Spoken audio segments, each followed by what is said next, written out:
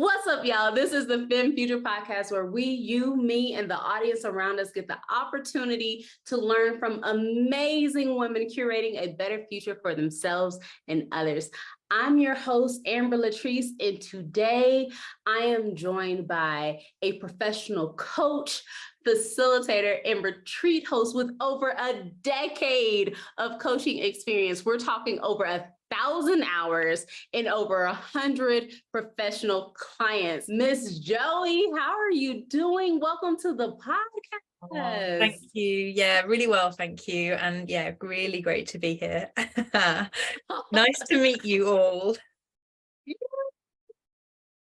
Well, we have gotten the opportunity to connect a few times before recording now, and I already know just how amazing you are. And I know I'm just like scraping the surface, like we're not even at the tip of the iceberg. But for our audience members that haven't gotten the opportunity to get to know you, can you please tell them a little bit about yourself? Yeah, of course. So really lovely to meet you all. I am, well, as Amber just shared, I'm a coach. I work with purpose-led women, working to make a difference in the world. So change makers, purpose-led women, that kind of leader-shaped individual, and people who really believe that a lot of the systems that we exist within are broken or old and need to change, and are taking a stand for the paradigm they want to create. So that's kind of my work, and my work, yeah, like Amber said, looks like coaching, looks like retreat work, looks like facilitation, looks like holding lots of really juicy, awesome space for women to come together and share their wisdom and collaborate and share their experience with each other. So that's my work. And then in like the rest of my life, I live very close to the sea, in the far south of the UK, and spend a lot of time digging sandcastles in the rain and walking my dog and being outside in the natural world. Is kind of how I like to spend my spare time. So that's me. That's awesome.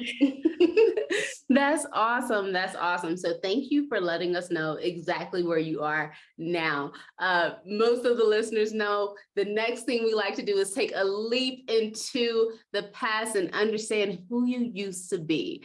One of the reasons we love to do this is because we like to remind everyone that this is a journey. The vast majority of us did not wake up in this space. So my question for you is, if you think back to your 16-year-old self, can you tell us a little bit about her? Who was 16-year-old Joey? Oh, I so appreciate this question. We do a lot of like time travel in coaching anyway. So like I really love the kind of perspective shift that this offers, but also I really love the kind of the normalizing of a journey and of milestones. And yeah, like you say, like I am not the same person that I was 20 something years ago. So and there's a lot of things that happen in that space of time, isn't there? So 16-year-old me, gosh, like, so still at school. In the UK we go to school until you're 16, and then like a lot of people, like the majority of people, carry on until they're 18, so still at school. Absolutely didn't know myself at all is how I would describe myself. Wow. Like very superficial version of myself, very much focused on probably pleasing others and being liked, more than anything that really felt intrinsically good to me. Very lost teenager. I do know people who absolutely knew what they wanted to do and where they wanted to be at 16, and I was not one of those people at all. Me either. Yeah, no, exactly. And yeah, just a kind of, I guess if I think about her, I think about someone who was quite like I want to say small, like playing quite small. I don't know if that's true or not, but definitely, you know, yeah, very, very much still a lot of learning and a lot of journeying to do, for sure. So Yeah. Wow. Wow. And I can only imagine how many of us can relate to that being an aspect of our 16-year-old self. I know I can. So tell us, how did you go from 16-year-old Joey that may have been a bit of a people pleaser, may have played a little small, dimmed her light a little bit, to this amazing coach that's out there helping others to step into their own fullness? What was that journey like? Can you bridge the gap for us? Yeah, like high level stuff. I guess I see it as a really wiggly road. Yeah, You for know, sure. like I didn't know where I wanted to go. And so it's very much a case of like just one step at a time is how it sort of looks looking back at it, and finding things, bouncing off them, finding new things, bouncing off them. So to give a bit more detail on all of that, like so the one thing that was true of the Joey then, that's still true of the Joey now, is that my belief in the natural world, my love for the natural world, and my belief in us needing to be live more sustainably. So my love for sustainability, it's like rang true then and still rings true now. So I did a lot of studying at that point. I went to university, studied sustainable development, and like that was a very formative time for me in terms of like really yeah, I guess learning who I was and something that was really important to me in the world, and like kind of, I guess, really a lens and a way of being as much as what you end up doing, really, honestly. So that's sort of happened. And then, really super high level still, like an awful lot of floundering is what happens after that. So I think that there's a narrative in society that you should know what you're doing. You should leave school knowing what you're doing and knowing what you're interested in. And I fundamentally disagree with that completely. And I think that actually we should all experiment and do some stuff and figure out what we're like and what we care about and grow as human beings. And I feel like if I'd had that permission, that would have been really great, because as it was, it felt like I was like scrabbling for this, like, how do I show up in the world? What's my thing? For a really long time, doing a lot of like nice but not on point jobs for me. Ooh. And then and then, which was good, like that's good. It's a good thing, it turns out, because you have life experience that way, right? And then Absolutely. and then I studied a little bit more and eventually stumbled upon coaching about back in sort of 2010, I think, maybe 2011, and that was a real milestone moment for me. I think I remember saying to you, Amber, like that was, so coaching wasn't something I was like I'm going to become a coach. Totally wasn't that for me at all. Somebody who was a good friend at the time said to me, oh, hey, there's this like weekend standalone coach training, like you should just go, it'd be fun, it'd be really interesting, like really low price point, no obstacles to entry. And I went, and it was a genuinely, completely moving, totally transformative experience. And I was in the room with about 25 others, and I wasn't coaching and I wasn't being coached. I was just observing. And I remember being really moved to tears, like really moved, observing this way of being in the world and this way of engaging, paying attention to someone else, and thinking, I like this. I think there's something in this. This is really cool. Like, this is a really cool way of being. And that was a big change for me. So, and then you know most of the rest. I became a coach. And here I am. Here you are. Okay, so I have a couple questions based on the journey, but I do still want to hear the rest of it though, because you started everything up in 2012 and then like there's a bit more. Amazing. Right.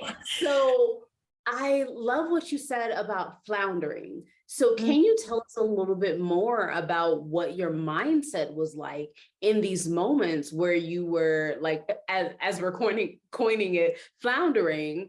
Because I think for a lot of us like that are listening and members of the podcast, and myself as well, sometimes there's this expectation that society sets where it's like, whatever you do has to achieve critically acclaimed success. So when we flounder, it hits us differently. So for you, when you were floundering, what was your mindset like during that time? Well, like I said, I think that my mindset at the time was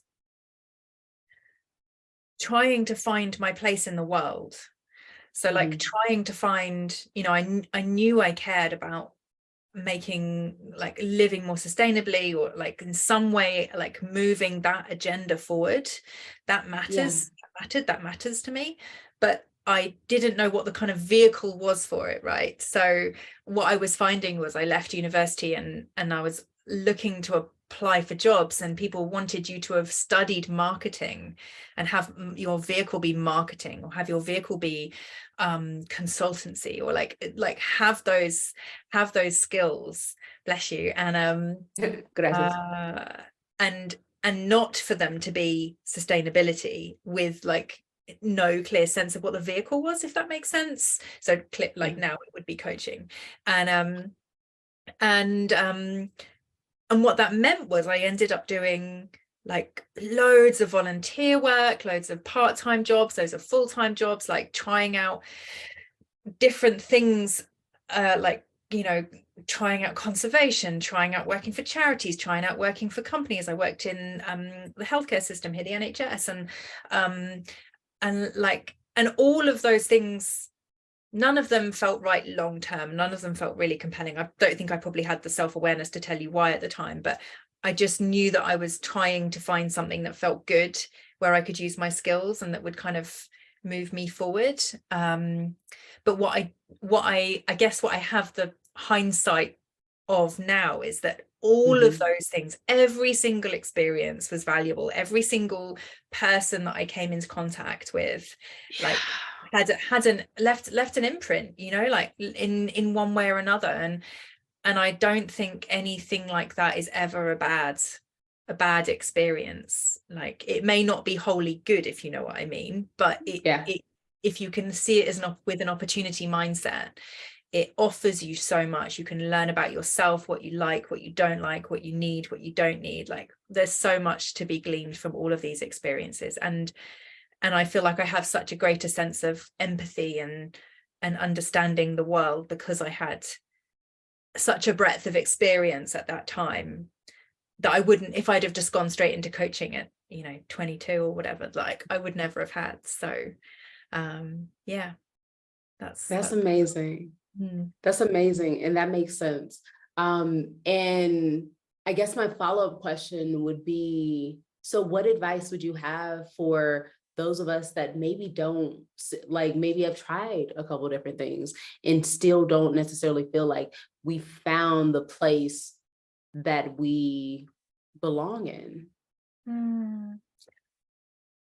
Yeah, that's a great question. I think probably my biggest takeaway right now from being a coach is that curiosity is a huge skill, and like really valuable skill. And I think you're right. I think we're taught in society that if it's not acclaimed or really like progressive or big or a great achievement, it's not important, or that's the kind of general like thing that's banded about. But actually, what I completely fundamentally disagree with that. And I think that, like, even if you just make someone else smile, I really believe that's a really worth its weight in gold. But back to your question, I think be really curious, like have a real curiosity mindset. So you're in something, pay attention. What about it do you love? What about it like makes you sad or makes you feel small?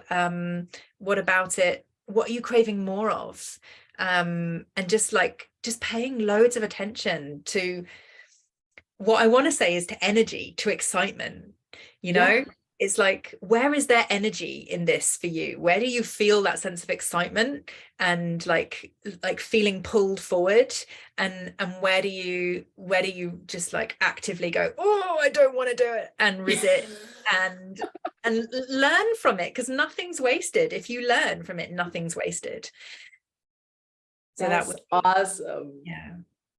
Okay, that's awesome. And that makes so much sense. So you took us on this journey and you end up at this training where you're observing and you're feeling the impact.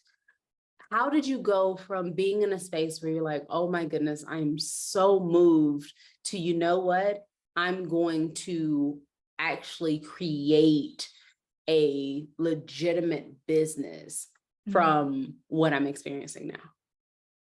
So I'm not someone who has that has that thought about things. Like I probably take the follow the energy to the extreme, in the sense of like I don't tend to overthink the outcomes of something, sometimes to my detriment, I think, but often I just jump naively into things, and that's not a bad thing always, because you don't think yourself into paralysis, I guess.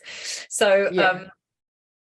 I followed the energy. Like I knew I needed a little bit, I needed to know more about this thing, coaching, that I hadn't really come across until I ended up in the room. And my brilliant and very encouraging friend at the time was like, you should try this, I think you'd be really good at it. And so I did. I just, you know, coaching does have, like, the training systems often have ways of being broken down, and so I tried a little bit, and I really liked it. And it felt like well, like lots of new things, like tremendously scary, but also really enlivening and really holistic. And possibly for the first time in my life, like all of me was welcome, which I don't think is true in a lot of our spaces in society. Again, I think we're like, you can come in as long as you do this, or as long as you look like this, or as long as you act like this, or whatever. And I so I felt really welcome, which was you can see by the way I am, like, it's quite moving, right? Yeah. And so how did I get from that to a legitimate business? More floundering, Amber, which we now know is good, right? So Yes. I studied, I became a coach, qualified coach, and my kind of personal life at the time was going through a bit of a transition. So I ended up moving about 300 miles across the country, which in the UK is a long way, and leaving all of my life in London and moving to a very rural part of the countryside in a place called Cornwall, and starting my business. Because at the time, pre-pandemic, this is like back in 2012, the internet was great down here, but not a lot of people worked virtually. Just even a decade ago they didn't, did they? And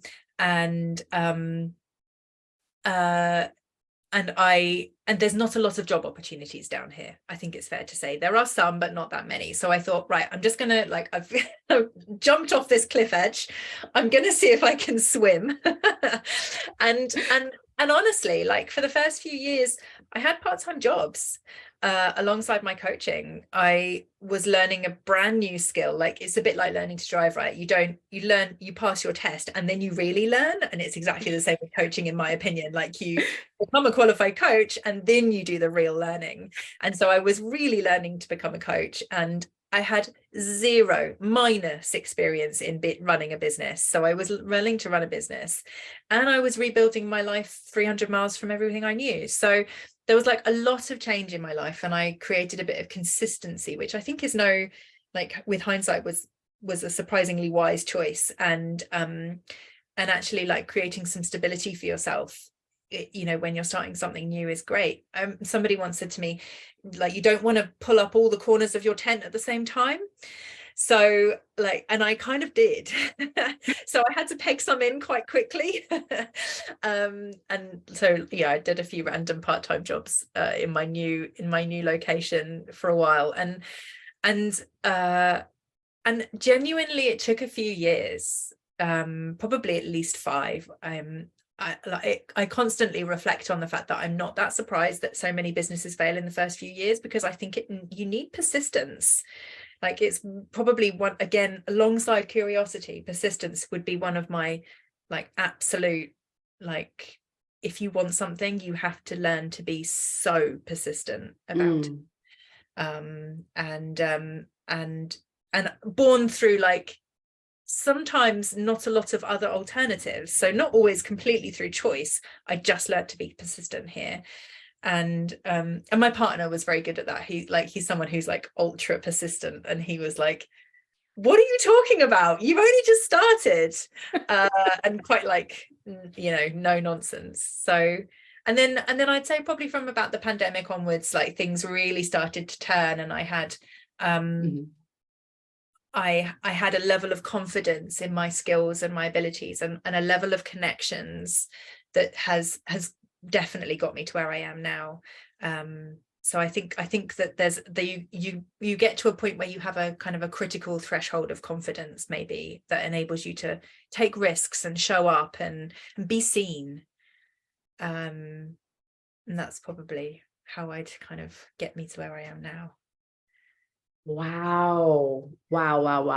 So coaching is something that is really at the forefront right now. There's a lot of people listening. And for those that aren't coaches listening, most of us know a coach or two or more in our lives. What advice would you have for coaches that are just getting started in this thing?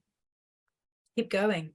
Just keep going, and coach anyone that will give you their permission to be coached. Don't coach unsolicited. But it's like learning anything. It's quite intangible, so progress isn't linear, but you have to just keep going, because whether you stay as a coach or you just take those coaching skills into the world, like the ability to listen to people, to manage yourself, and to be present with people are all things that, in my opinion, are really needed for the future of our society, much more than we have them today. Like, had a real moment in the last few weeks where I realized that really the thing that we get to give to other people as freely as we want to is our attention. And when you give someone your attention, like, that's incredibly powerful. And I think that's probably what I experienced in that room that day, was like that sense of someone being seen and heard and witnessed, and just really held. Really powerful stuff. That's what we all really want, isn't it? To be seen, to be heard, to be acknowledged. Wow. Yeah. Wow. So true. And along those lines, what advice would you have for a listener that's trying to discover that or find that? A listener that finds themselves in a place where they don't feel seen, they don't feel heard, they don't feel acknowledged. That's such a good question, Amber, because I can tell you that when I didn't feel seen, I wasn't ready to be seen, and I didn't feel safe being seen. So it's an interesting question, because I don't know if you can sweeping generalize everyone, but I imagine that if you don't feel seen, it's probably because there's a part of you that's trying to keep yourself safe. I don't know. Yeah, I mean, that's just the answer that comes up. So maybe there's something about finding spaces where it's safe to be seen, or safe to like creep towards the edge of being seen. It's a really good point, actually, because it's one of the things that drives my work, because I think that it's one of the reasons that women particularly, and bear with me because I am doing a lot of generalizing here, but women particularly don't take up the space that they deserve in the world because they don't feel safe to be seen or don't want to be seen in some way. And I think if we were more comfortable being seen, which like encompasses a whole load of stuff, right, including like feeling comfortable with failing and feeling comfortable with experimenting and all lots of stuff, the world would be much more equal. It would be much fairer. It would be a much better place. Like, it's everything, in my opinion, like my perspective on what you're trying to do with this podcast, what you are doing with this podcast is raising women up, right? And Absolutely. that's a lot of being seen. So yeah. Wow. Oh, that's so good. That is so good. For you, what does it feel like to be where you are today and look back and see and acknowledge the journey? What does it feel like for you to even be seen on the level that you are today? Well, you don't really know how other people see you, so I'm going to preface my like response with like I see how I see myself, if that makes sense. That is perfectly fine. Yeah. And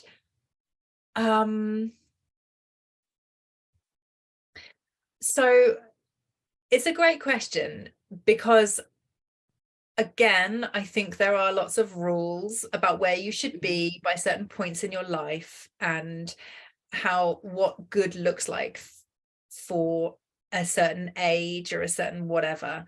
And so what I love about the way that I've lived my life is that I have, through lots of choices, often disregarded lots of those rules. And particularly in the last like 10 years. And so, on the face of it, I I'm not in an organization, and I'm not in some like head of or director role like lots of my peers, and I really, really love and respect them for what they achieve, and people need to do those jobs, and it's amazing. And so on the face of it, you could say that I'm not as successful as them. Like one could. And what I love about the life I've created is that I have time with my daughter, and I have balance, and I do work I really love with people I really love, and I really do my best to make a difference in their world and to raise them up. I'm slightly forgetting your question. What was your question? Let me just go back to it. No, you're good. You're good. And I think even in your initial response, you kind of hit on something. So I might adjust it a little bit, because you talked about the concept of being seen by being seen by you, not necessarily even the concept of being seen by others. So what does it look like for you today to see yourself? I'm proud of the fact that I have found my own factors of success. I'm not saying my life is perfect by any stretch. It's not. There's always more to do. There's more striving, there's more growing, there's more contributing. But what feels good to me through my own lens is that I've fundamentally questioned the idea of a pay packet being, or a title being the only or a primary guide of success. And I'm happy, and I think that's worth its weight in gold. And I guess so too, for your listeners' sake, like, I would really encourage you to think about what makes you happy. Like, what are the things, what are those critical factors of success? Because I know in a minute we're going to talk about my 100-year-old self, and like, absolutely, and this is such a case in point, right? Like, there's some really great books out there, and they interview people who are dying, and they talk about what matters to you, what mattered to you in your life, and what are the things that you remember. And actually, like, for lots of people, it's how they interact with people and like those memories they make with their families and the time they spend doing the things they love. So like that feels like a really important point to land on for me, is like finding the things that make you happy, because actually, and giving it space and time in your life to grow, like it's like cultivating stuff, right? Because actually you as a person in the world, when you're filled up, when you're thriving, when you're happy, like you have so much more to offer everyone else anyway. So that feels like, I feel like I've suddenly gone into some sort of slightly preachy mode, and I don't mean it to sound like that. That feels like it's not coming across like that. Good. Yeah. Oh, that's so good. And even if you did go into a preachy mode, we would still accept it and accept you in all the preachiness. Oh my goodness. That's Speaking so truth. good. Speaking truth. Yeah. Oh man. Wow. So we have talked about your present. We've taken a leap into your past. Now I have a question about your future. You mentioned it. If you had the opportunity to have a conversation with your 100-year-old self, what do you hope she would tell you about the life you live?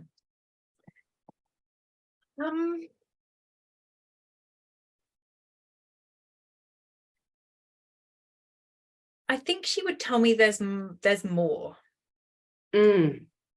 I don't, it's really interesting because obviously I knew this question was coming, and so I have been thinking about it a little bit over the last few weeks, and I think that there's just this sense of, you know, there's so much more, and what I really mean by that is just never stop growing. For me, experiences and adventures and trying stuff, and like adventures doesn't have to mean lots of travel, but like just trying stuff, doing new things, meeting new people, having a go, growing, contributing, like those are the things. And I don't know, in the same way, I would never have put myself here in this moment 25 years ago. I have no idea where I'll be in 25 years time. And that kind of, you know, that kind of doesn't worry me, but I think the sense of like keep seeking, keep playing, keep exploring, that feels really important.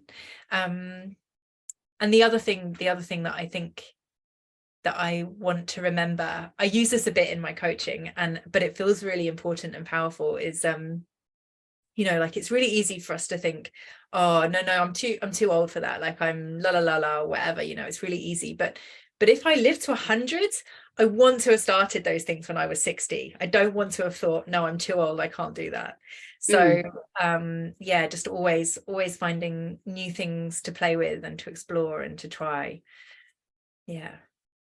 Wow, that's amazing. And I believe that you will continue to live like curious for the duration of time, for sure. And I believe that it will 1000% reward you. So thank you so much for that as well. It's been so good. You've dropped so many nuggets of wisdom. And as we come to a close, do you have any final advice for myself or anyone else that's listening or viewing that is working to intentionally curate a better future for themselves and for others?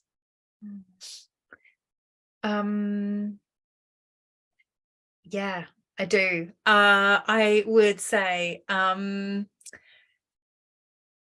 don't do it alone. That's what I would say. I think it's really easy to think that we either to be slightly passive about our kind of connections and our communities and our support networks, or to so to either completely ignore them or to be kind of passive about them and expect them kind of to happen, and actually like intentionally curating and creating those support networks that enable you to thrive and to do the work you want to do, to be the person you want to be. And you know, there's a whole load of like nuance in all of that, but like, yeah, get the support, but find the tools, do the training, like meet the people, like whatever that looks like for you. You're not on your own. And if there's something you want to bring into the world, you can, with persistence, in my opinion. But doing it with other people is more fun, and having a great support network around you means that it's going to be more fun, happen quicker, be more easy, like all of the good stuff, more flow. So yeah, that's what I'd say. Oh, wow, Joey, this has been so good. Oh my Yes. goodness. You have taken us through where you are today. You took us back to your 16-year-old self and talked to us a little bit about dimming your light. You took us on a journey to discovering coaching, and then even in the midst of discovering coaching, launching into the space of not just transitioning your professional life, but also transitioning your personal life simultaneously. And then beyond that, took us on this beautiful wave that allowed us to understand what it means to define success and discover that we deserve to be seen. You've taken us through so much, and I truly, truly, truly appreciate it. Thank you so much for being on the pod. Oh, You you're are so welcome. appreciated. Yeah, thank you. And so are you, Amber. I love the work you're doing, and it's been such a joy to be here. My younger self is really amazed that my older self managed to do this today. But yeah, it's been a real pleasure, and thank you so much for listening, and for being with me today. Awesome. Awesome. So for people that want to continue the conversation, and maybe they want to get coaching, they want to find out about your retreats, or they just have a question because something impacted them, can you please tell them where they can find you? Yeah, thank you. So I'm joey.clifton at Instagram, and I'm on LinkedIn as well. Find me joey.clifton there as well. And but you'll be probably best off finding me on my website, which is www.sustainableyou.co.uk, and I'm sure you'll put that at the bottom, Amber. Absolutely. And yeah, and just a quick plug, like if anybody does want to follow the conversation, I run 4-month programs that begin with immersive retreats, and we've got 2 planned for this year in the UK. And I run online circles and leadership circles for women who want to come and sit in the idea of leadership and really help them to ground it and embed it for themselves so that they can show up more fully in the world. So it's not a training space, it's very much a like let this land space. And yeah, and I offer one-to-one coaching, and I just really love to meet you all. So like come and say hi, and yeah, let me know that you're around, and yeah, it'd be great to have a bit of a conversation with anyone who's up for it. So you're really welcome. Awesome, awesome, awesome. Thank you again for being on the show. And to all of the audience members, thank you so much for tuning in. Until next time, let's continue to engage, encourage, and support each other as we work together to curate a FEM future.